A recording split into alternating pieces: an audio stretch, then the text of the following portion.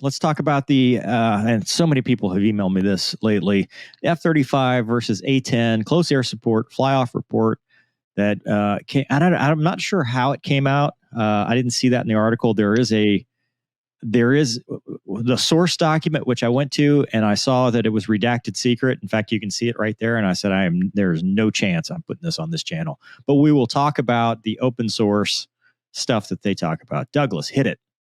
This is, I really enjoyed this one because I didn't have to highlight it. It's only 2 paragraphs. Pentagon leaders sold the concept of the F-35 to Congress and the American people by saying it would be an affordable replacement for the F-16 in the air supremacy role and the A-10 in the close air support role. 22 years later, the notion of the F-35 as an affordable replacement for anything has long since been shattered. Serious questions remain, and as to whether it's reliable, whether it can fill those roles. And the answer to your question, I think, is here. Project on Government Oversight received a copy of the comparison test report through Freedom of Information Act request and subsequent litigation. So they sued him. I still don't trust it. But what the report says, so I did go and read the report. And Shanghai, I don't know if you saw that part of the article. I did. I read the whole thing, yeah. I read the report and went to the comparison test and studied a little bit. Yeah, a lot of it's redacted, so there's not a whole lot. But the bottom line up front was they looked at it themselves and said, yeah, it's probably good enough, but we would like to add all these features. What did you take away from it, Shanghai? Well, a few things. I mean, the big picture is, it is what it is. And here we are 22 years into that program, and we're still not sure really what it's supposed to do. And these tests were done, I think it was 2017, 2018, just came out in 2022. So the bigger picture is, from what I've read in the report as it's redacted, I've not seen any official, confidential or above reports. I'll make that clear. But is that the test itself was suspect because, first of all, it wasn't done with live ordnance. It was done with simulated ordnance. They put former A-10 pilots in the F-35s because there's no training. There's never been any training, and there's no training in the current syllabus or the future syllabus plans for the F-35 trainees to go through any sort of close air support, search and rescue, or forward air controller airborne training. So they stack the deck, and why not put guys that are experienced in that platform doing those roles in the F-35, compare them against the A-10 guys that are current, and see kind of where we come out. But the thing was, when you're not using live ordnance and you're only using, simulated ordnance, so based upon the displays in the airplane, what it looks like the ordnance would have done, and or the pilot saying, yeah, that I shacked the target, or I got these hits, or I missed here, or whatever. It's obviously not very. There was some inert, though. There were some, a couple of them were inert. They threw some inert bombs, which basically means it's concrete. It has nothing. Yeah. There's no warhead or anything like that. Yeah, and you can't really compare the gun because the F-35's got 181 rounds. The A-10's got 1,170. If it has any rounds at all. I mean, you're talking, you start talking Navy, Marine. Exactly. Yeah. Yeah. They don't have a gun at all. The BCs, and then the F-35 gun also, I think, is canted like the F-22 is. So they're just TLARing it for ground attack. So, and they mentioned that in the report, by the way, that the gun's not very good at hitting anything on the ground. So, now one really interesting thing, and because we've talked about this in the past, is this thing between these specialized mission aircraft and having these multi-role aircraft like the F-35. And interesting enough, a lot of the pilots said, well, great thing would be have F-35s providing cover for A-10s going in low and seeing the ground situation and delivering those precise weapons and troops in contact situations that the F-35 guys just said, we're not really good at, and the airplane's not good at. And actually, really interesting thing too, with all those cosmic, with that one big cosmic display and all the situational awareness they're supposed to have through these fused sensors and such, they actually said that they had a higher workload. The A-10 guys, they're now in the F-35s, saying we had a higher workload in the F-35s doing these missions than we did in the A-10. Yeah. In the A-10C model even. So that says a lot about how the airplane was designed, what it's designed to do, and what it's not designed to do, and what it's not doing very well. So, but what they said it did well, I guess where it shined was high threat, doing some kind of suppression of enemy air defense, going into the target area, fighting its way in, and then getting to this contested area. And that's what they kind of hung their hat on. They said absolutely, it could fight its way there, in a Ukraine scenario where you've got an integrated air defense system. You need to get to the troops, but you got to fight your way there. And then once they were on station, as long as that remained kind of low threat, they didn't have issues. But they also said one thing, and T-Bear talked about this last time he was on, CSAR. CSAR was a big one, combat search and rescue, where they said basically they need the A-10, and they would love to have had both, where you had the A-10 and that Sandy roll, because it could go slow with the helicopters and stuff, and then you'd have the F-35. I mean, think about the F-35 with its sensors and giving that Sandy one, that Sandy lead pilot, the big picture.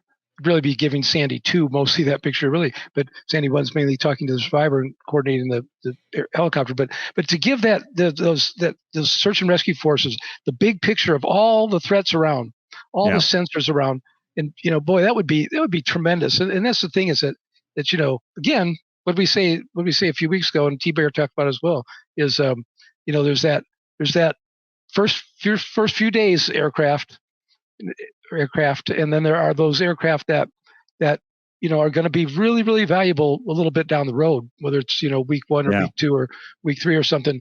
I kind of thought, in terms of specialized multi-role, okay, the Air Force has invested a gazillions of dollars in the F-35, and that's not going away. It's what we got. So if we're going to train these pilots to be these multi-role guys and gals, but not really the close air support, CSAR, forward air control, or airborne people, keep that mission in the reserve. Keep the reserve squadrons with their A-10s. Let them be like the guys in Boise, for crying out loud, man. They're going Vipers.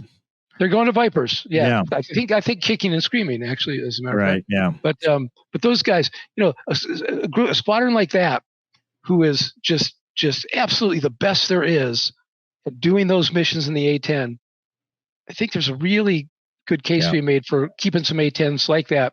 And then when you need to call them up, call them up. They know what to do.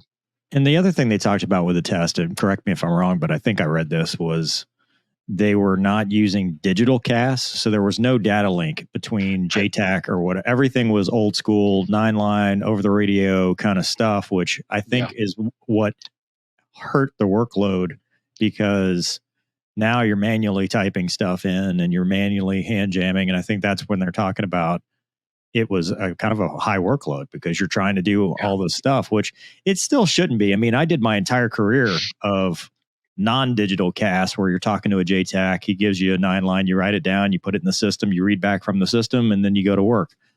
I did it where you wrote it on the canopy with a grease pencil. No kidding. I mean, I'm not kidding. That's what we did. Valid. Yeah, valid. And then you gave what you needed to the fighters, and you called what fighters you had in the stack. And we did it single ship, and we did it single seat, and we did it as young guys. And it was a lot, no kidding. But how you get good at doing those kind of missions? By doing them, Yeah, and that's what T-Bear talked about last week, where the A-10 can get low and it can get slow, and so you're never too far away from the target. You're always close aboard, versus an F-35, which is really just a Viper. You're 5 miles, now you're back in, now you're back at 5 miles. So or you're in whatever the wheel is. And so it's harder to see stuff. It's harder to pick targets out on the ground. It's harder to use that Mark 1 eyeball. Yeah. And one advantage the F-35 has, obviously, is a lot of gas, compared to, say, an F-16. So, that's a good, but and it carries a decent weapons load, but not anything like an A-10, or an A-1, predecessor. One other quick thing about that study too is that it was done in the desert, and so we fought a lot of desert conflicts, and what they said about day 3 of that of the Israel and Hamas really heated up. Some A-10s from DM to augment A-10s that were already over there from my old squadron, the 75th Squadron, in fact, but it maybe would have been a more interesting analysis done in a jungle environment, or some kind of forested environment, like Russia, Pacific. China, the Pacific, the Pacific, area.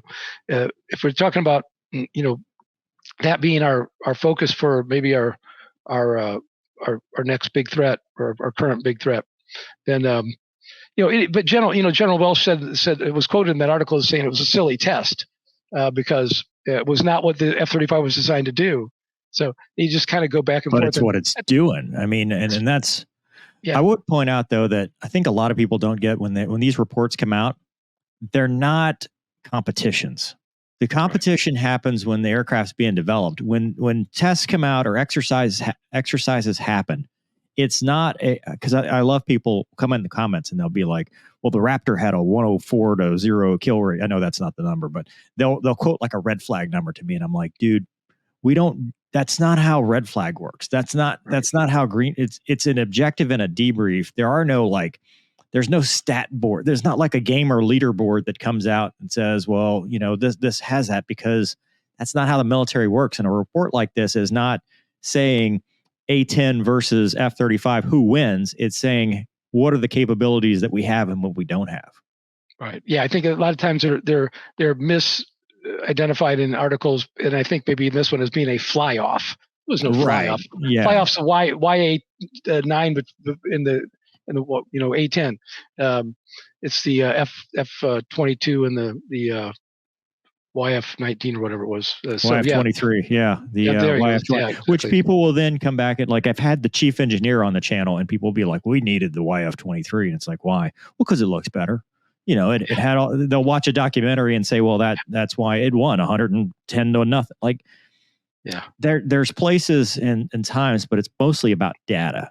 And it's mostly about debrief objectives and stuff like that. So anyway. When I was in pilot training, I wanted an F-16 because it was a sexy jet that's on the recruiting posters. It looks cool.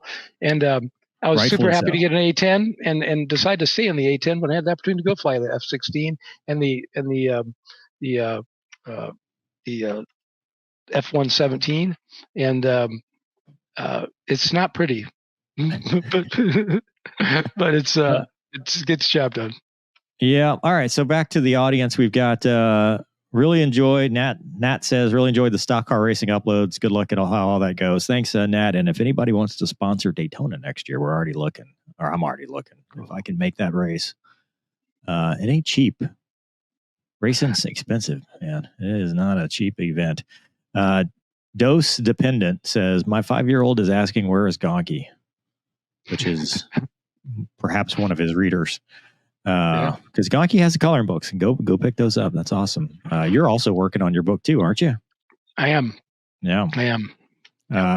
Plexi says this spring. Okay, we're getting close. Yeah. What is the case for getting rid of the A-10? I can't think of a single valid argument. It's cheaper and better for the mission. Make it make sense. Older airplanes have trouble getting parts, and it becomes a logistics thing. It's more expensive to have so many different variants of airplane versus a consolidated fleet. That's not my argument. That's their argument, right? If everything's an F-35, everything has commingled parts versus you're trying to source parts for an A-10 that hasn't been on the manufacturer's floor since the 70s, I guess. When was the last A-10 roll off the line? 70 something? 81. 81's for the latest one too. Yeah, it's parts and availability and cost of training. And, when you're trying to consolidate a fleet, it's very tough to justify having A-10 pilots when you're trying to put everybody in an F-35. And really, that F-35 is it, because you got the next generation air dominance fighter. The EX is just really a stopgap for the guard units because there's nothing to replace the Eagle. And then the Viper, it's there, but it's kind of going away. I mean, there's really only going to be Shaw with the Vipers, Kunsan. Yeah, I think people's, and I love the comments about the A-10, but you got to realize that by the time we flew those things in combat for the first time in '91, they were already, 20 years. The design was 25 years old. The first ones were 20 years old. The one I was flying, 810964 is when I shut down the hip with. And so 92, that's I don't do a lot of the math in public, but that's almost a 10-year-old airplane right there. So, and then you talk about all that we've done since then. It's 30 years ago, folks. 33 years ago that I shot that helicopter down. So almost. So it's a long time, and we've flown them hard in a lot of conflicts. And you just reach the service life of an airplane. We already re-winged most of the fleet that's active now, and that was a long time ago too. To extend the life of them, and you just can't keep doing that. So. It's the double-edged sword, right? Afghanistan and Iraq showed the need for it, but it also ran the service life off of them. I mean, you're flying you're flying so many hours off of them that you just can't keep them going. Meanwhile, the B-52 is like 104 years old. Now, there's a difference though. A life cycle of a B-52 flying 8-hour missions, it's not the hours. Right. It's the takeoffs and landings. It's the cycles, it's pulling G's and stuff like that. It's very hard to keep an airplane flying if it's pulling G's, dropping bombs, doing takeoffs and landings, heavyweight takeoff, all that stuff, gear retractions and all that stuff. That all wears down an airplane. That's why airliners can go as long as they can, because they really don't get a whole bunch of cycles on them. Right.